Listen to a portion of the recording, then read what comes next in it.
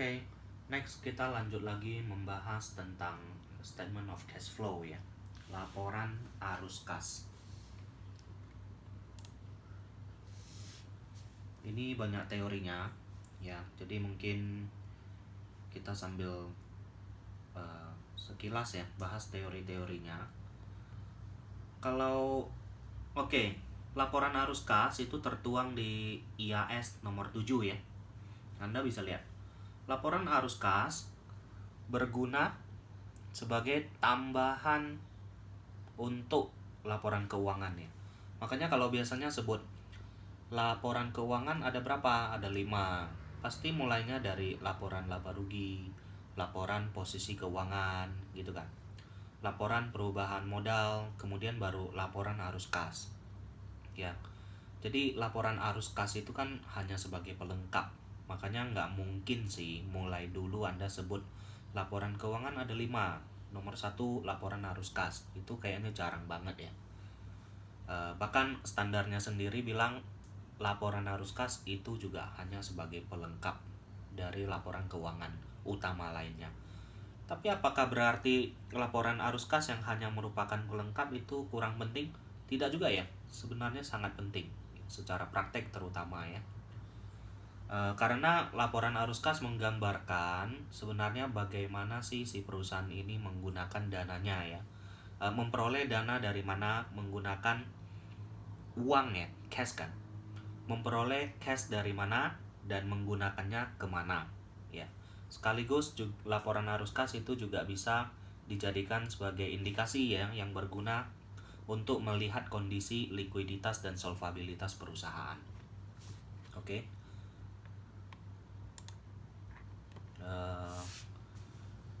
Seringkali banyak salah persepsi ya tentang cash flow.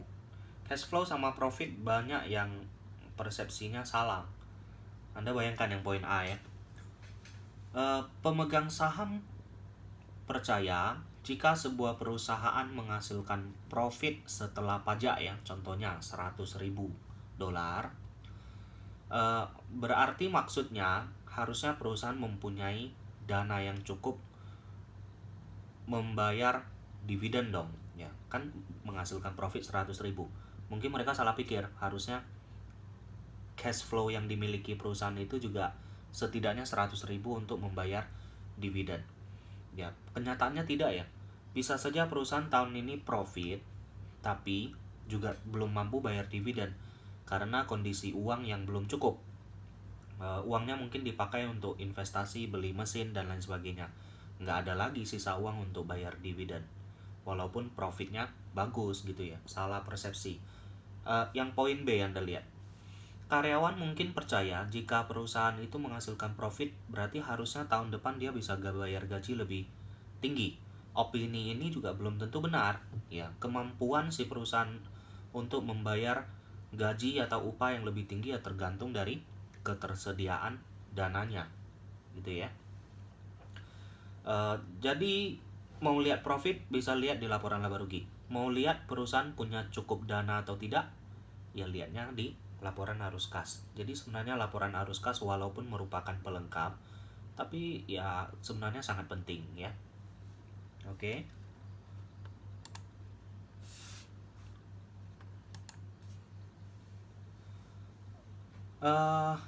Tujuan dari IAS 7 ya.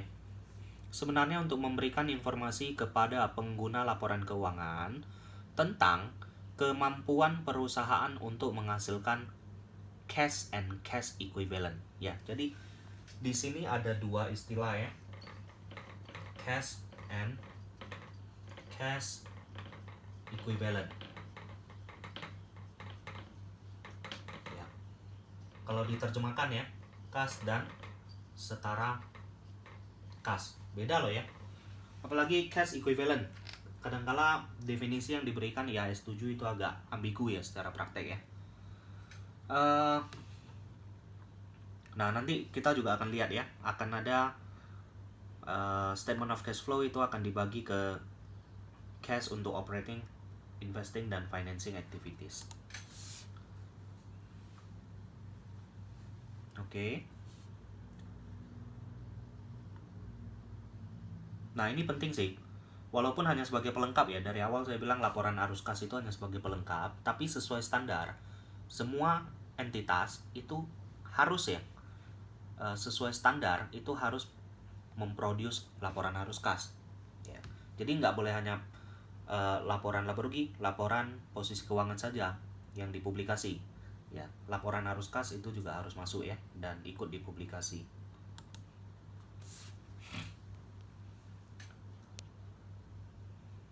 Oke. Ini nanti mungkin kita sambil singgung ya. Nah, yang lebih penting ini cash and cash equivalent. Oke. Kalau cash harusnya jelas lah. Cash on hand kan, uang di tangan. Tabungan di bank itu cash atau cash equivalent. Harusnya cash, tabungan di bank ya. Kan kalau Anda butuh, Anda ke bank langsung tarik, atau mungkin pakai internet banking, dana langsung bisa dipakai. Sangat-sangat liquid ya. Tabungan di bank itu mirip sekali dengan cash on hand. Jadi itu masih merupakan cash ya. Tapi cash equivalent itu apa saja Anda lihat? Short term, ya, jangka pendek ya. Seberapa pendek? Tidak lebih dari 3 bulan ya. IAS 7 itu mendefinisikan cash equivalent itu adalah short term yang tidak lebih dari 3 bulan. Kemudian tingkat likuiditasnya sangat tinggi ya. Jadi investasi yang mempunyai tingkat likuiditas yang tinggi, makanya 3 bulan kan. Readily convertible, ya, bisa segera di-convert menjadi cash gitu ya. Itu namanya, itu masuk ke kategori cash equivalent. Contohnya apa? Deposito berjangka mungkin 3 bulan. Mungkin ada perusahaan masuk ke investasi reksadana yang dananya bisa dicairkan dalam waktu 3 bulan. Itu adalah cash equivalent ya. Oke. Lalu ada beberapa istilah penting lainnya yang harus dipahami. Aktivitas operasi, jelas ya. Cash yang mampu dihasilkan ya oleh perusahaan dari aktivitas operasionalnya. Aktivitas operasional itu apa? Revenue, expenses ya. Segala sesuatu aktivitas yang berhubungan dengan operasional perusahaan. Itu akhirnya bisa menghasilkan kas positif atau negatif bagi perusahaan. Kas positif atau kas negatif sih bagi si perusahaan ya. Kemudian aktivitas investasi. Semua aktivitas yang berhubungan dengan pembelian atau disposal ya of non-current asset. Fixed assetnya beli dan jual ya, itu aktivitas investasi. Apalagi ya selain jual beli fixed asset? Mungkin kalau investasi di saham perusahaan lain, itu juga investing activities. Atau membeli obligasi yang diterbitkan oleh perusahaan lain, itu juga investing activities. Financing activities, aktivitas pendanaan. Ya, lebih mirip gini lah. Analoginya sederhana. Aktivitas investasi itu perusahaan punya duit, perusahaan investasi. Aktivitas financing, perusahaan butuh duit, makanya perusahaan melakukan aktivitas pendanaan. Contohnya apa? Kalau butuh duit ya berarti harus terbitkan saham. Kalau investing activities tadi kan beli saham. Kalau financing activities itu terbitkan saham. Kalau investing activities tadi beli obligasi. Financing activities itu terbitkan obligasi untuk mendapatkan uang. Itu ya. Oke. Nah, ini yang saya bilang tadi ya. IAS 7 dia itu lebih memperjelas ya definisi dari cash equivalent, oke. Investasi yang tidak dipegang oleh perusahaan untuk kepentingan jangka panjang, tetapi lebih ke apa? Komitmen cash untuk jangka pendek. Makanya untuk memenuhi syarat definisi apa? Cash komitmen untuk jangka pendek, IAS 7 itu mensyaratkan investasi yang perusahaan lakukan jangka waktu jatuh temponya itu normally itu 3 bulan dari tanggal masuk investasinya ya. Oke. Ini sebenarnya terakhir kita bisa lihat tidak begitu realistis ya secara praktek. Oke. Kemudian apa lagi yang penting ya? Nah, ini udah kita bilang tadi ya, IAS 7 itu mensyaratkan laporan arus kas itu harus dilaporkan menunjukkan arus kas selama periode yang bersangkutan, di mana diklasifikasikan ke aktivitas operating, investing, dan financing. Nanti akan kita lihat satu persatu ya. Oke, aktivitas operasi. Nah, kira-kira uang keluar atau uang masuk apa sih yang bisa dihasilkan ya dalam aktivitas operasi? Anda lihat, uang yang diterima dari hasil menjual barang. Ya, kalau ada AR berarti ada pelunasan AR, itu juga uang masuk ya. Uang terima dari hasil royalty, fees, commission, and other revenue, itu juga operating activities. Uang yang dibayarkan kepada supplier untuk barang dan jasa yang kita beli dari supplier, atau uang yang dibayarkan kepada karyawan. Ini semua kayaknya operasional banget kan, makanya ya itu aktivitas operasional. Oke. Ini basic banget ya. Aktivitas investasi Anda lihat, cash yang dikeluarkan untuk membeli fixed asset lah ini, property, plant and equipment, itu fixed asset kan, non current asset ya. Uang yang diterima dari hasil jual fixed asset. Oke. Jadi uang yang dikeluarkan untuk beli fixed asset, uang yang diterima dari hasil jual fixed asset, itu adalah investing activities ya. Ini uang yang dikeluarkan untuk membeli saham atau membeli obligasi contohnya kan. Oke. Apa lagi? Oke. Misalnya ya, kalau kita beli obligasi dari perusahaan lain, berarti kita kan imbal hasil bagi perusahaan apa? Pasti dapat bunga obligasi dong. Itu juga dikategorikan sebagai investing activities ya. Tidak selalu investing activities ya. Bunga obligasi yang diterima itu juga boleh dikategorikan sebagai operating activities. Nanti ada slide-nya. Oke, financing activities Anda lihat. Cash yang perusahaan terima dari hasil terbitkan saham. Oke. Cash yang perusahaan terima dari hasil dia terbitkan contohnya obligasi ya. Bonds kan. Oke.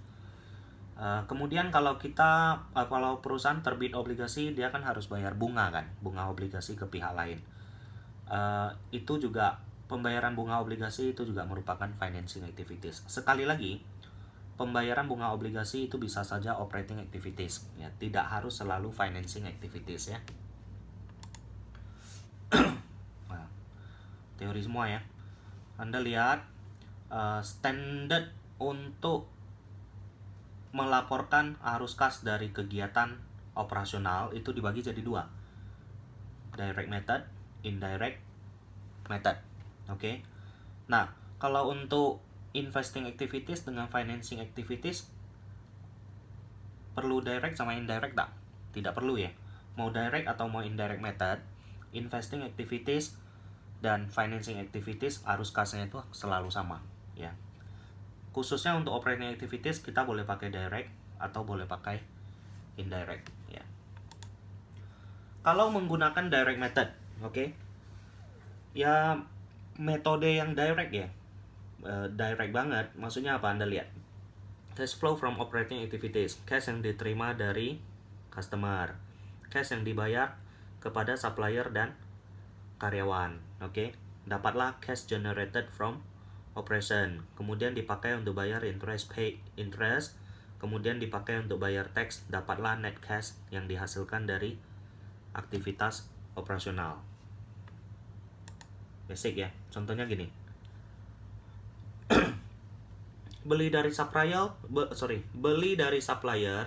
19.500, yang mana 2.550 tidak dibayar di akhir tahun. Awal periode AP-nya senilai 1.000. Oke, jadi maksudnya apa?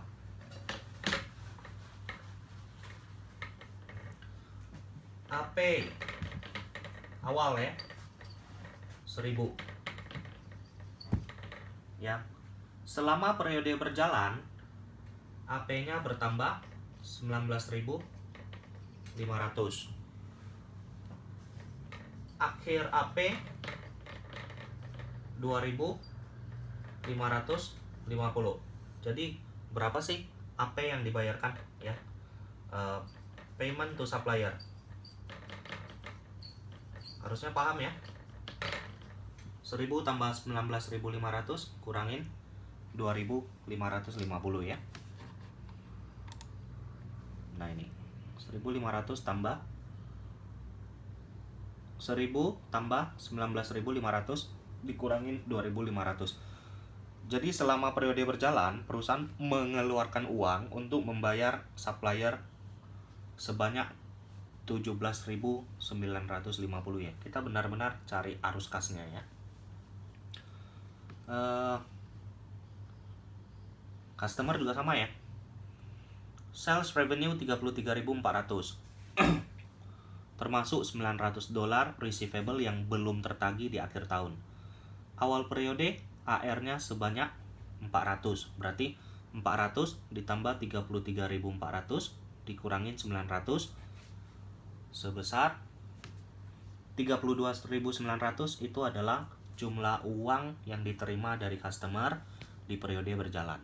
Ya, jadi direct method ya sifatnya sangat direct, oke? Kalau indirect method, saya percaya mungkin Anda lebih familiar dengan indirect method ya. Selalu mulai dari apa? Profit before interest and tax. Lalu Anda harus hafal ya, depreciation itu pasti harus ditambahkan kembali. Tapi jangan lupa dengan logikanya, karena depresiasi adalah non-cash expenses ya. Karena sudah dikurangin di dalam profit sebelum interest and tax, makanya harus ditambahkan kembali. Ya. Lalu kayak increase atau decrease in current asset, contohnya inventory ya. Logika sederhananya gini lah. Kalau inventory bertambah, berarti uang berkurang karena perusahaan mengeluarkan uang untuk membeli inventory. Kalau inventory-nya berkurang, berarti uang bertambah, berarti perusahaan menjual inventory-nya dan mendapat uang. Ya, sama. Kalau receivable-nya bertambah, berarti uang kita kurang. Karena uang kita itu ada di pihak customer. Customer itu lagi pegang uang kita. Dia belum sempat bayar ke kita ya. Itu maksudnya uang kita menjadi lebih sedikit. Atau misalnya receivable ya, AR-nya berkurang, berarti uang kita tambah. Karena apa? Customer bayar kita, AR kita berkurang, uang kita bertambah. Ya jadi jangan hanya pakai hafal lah maksud saya ya. Logikanya Anda benar-benar harus paham. Ya.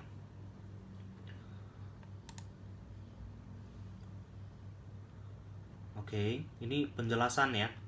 Maksudnya kayak increase in inventory maksudnya cash berkurang karena apa ya? Tadi saya sudah bahas. Kalau kurang paham mungkin coba di replay ya.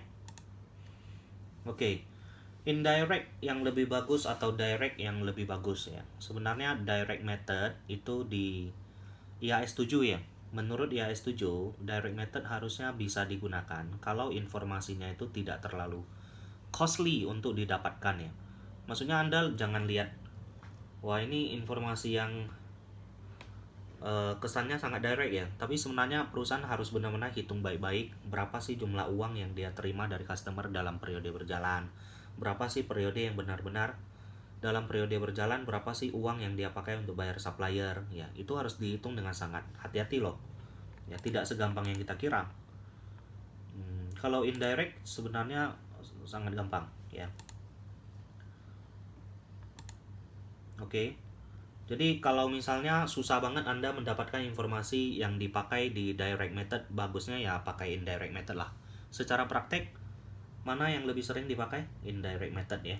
Indirect method. Oke. Tadi saya sempat singgung sedikit ya. Kalau investing activities itu kan ada kita punya duit lebih, kita beli saham atau obligasi dari perusahaan lain. Kalau beli obligasi dari perusahaan lain, return bagi kita apa? Kita menerima bunga kan. Interest receive itu harusnya dikategorikan sebagai investing cash flow kan. Ya, karena beli obligasi dari perusahaan lain itu kan investing activities. Harusnya bunga dari hasil kita invest obligasi itu harusnya juga investing cash flow ya. Tapi IAS 7 itu juga memperbolehkan Anda memasukkan interest receive sebagai operating cash flow. Ya. Kemudian kalau Anda masih ingat ya, financing cash flow tadi kan berarti kita butuh dana, kita terbitkan obligasi. Terbitkan obligasi itu financing activities. Harusnya bunga yang kita bayarkan karena kita terbitkan obligasi itu juga harusnya financing cash flow. Ya, tetapi sekali lagi IAS 7 itu memperbolehkan Anda mengkategorikan interest paid ke dalam operating cash flow ya. Nah, dividen logikanya juga sama. Tax on income itu hampir pasti ya selalu dikategorikan ke operating activities ya. Oke. Kecuali Anda bisa sangat spesifik mengkategorikan tax expense yang muncul karena dari hasil kita invest atau dari kita aktivitas financing, ya silakan Anda kategorikan ke financing atau investing activities. Tapi kalau repot ya sudah, hampir pasti itu biasanya semuanya dikategorikan sebagai operating di dalam operating activities. Oke. Well, kita ambil yang penting-penting ya. Oke, contoh dari statement of cash flow ini mungkin saya skip saja ya, sekilas lewat. Anda boleh lihat sendiri. Indirectnya seperti begini. Oke. Terus terang ya, maksudnya lihat teori saja pasti nggak akan mahir mengerjakan cash flow. Anda benar-benar harus mengerjakan soal latihan ya. Class discussion harus ikut, lalu di rumah Anda harus banyak soal latihan tentang arus kas ya. Karena kemungkinan besar kalau misalnya ACCA ujiannya keluar tentang statement of cash flow, biasanya mungkin saja essay ya. Soalnya itu essay. Oke.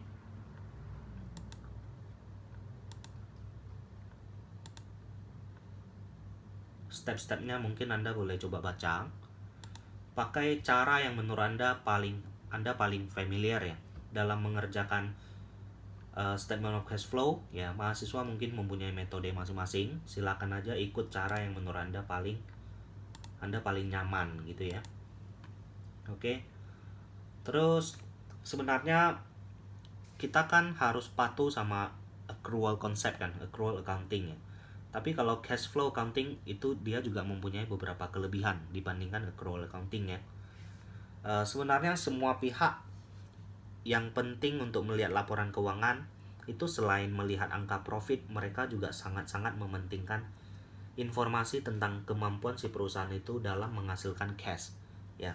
Yang mau saya sampaikan sebenarnya harusnya begini, perusahaan yang sudah lama berdiri yang sudah lama berdiri dan mendapatkan profit terus setiap tahun, Anda lihat laporan arus kasnya, kalau cash generated from operating activities-nya itu selalu kecil atau mungkin minus, berarti kayaknya perusahaan itu bermasalah ya. Karena sebuah perusahaan yang kalau profit terus, harusnya cash generated from operating activities-nya itu harusnya positif terus ya, atau harusnya makin tahun makin tambah ya. Jadi kalau laporan keuangan menunjukkan laba rugi, menunjukkan laba terus, tapi cash flow dari operating activities-nya malah tiap tahun turun terus, itu pasti ada something wrong ya. Makanya yang B bilang cash flow itu harusnya lebih komprehensif dibandingkan profit ya. Oke.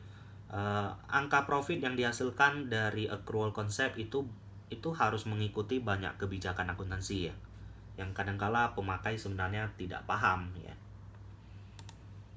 Kemudian apalagi? Cash flow itu lebih gampang untuk dipersiapkan ya. Harusnya juga lebih berguna dibandingkan profit forecast. Oke. Harusnya kalau yang mengaudit itu lebih suka mengaudit account berdasarkan cash flow dibandingkan accrual. Accrual kan banyak asumsi segala macam ya. Lebih susah untuk ditrace atau pada saat diaudit ya. Kalau cash flow kan jelas, buktinya ada, terima duit ada uang, keluar duit ya ada bukti untuk keluar duit juga. Oke. Nah, kritik terhadap IAS 7 itu sebenarnya lebih ke yang tadi, cash equivalent ya. Saya sempat singgung tadi ya. Maksudnya jangka waktu untuk investasinya perusahaan yang bisa dikategorikan ke cash equivalent itu patokannya 3 bulan. 3 bulan itu kadang-kala tidak begitu realistis. Apalagi kayak sekarang ya, deposito berjangka 6 bulan pun setiap saat pun bisa kita cairkan. Ya, jadi sebenarnya batasan 3 bulan atau 6 bulan depositonya sebenarnya ya nggak gitu penting. Anda mau deposito 1 tahun pun kalau setiap saat bisa cairkan, berarti kan maksudnya ya cash equivalent kan.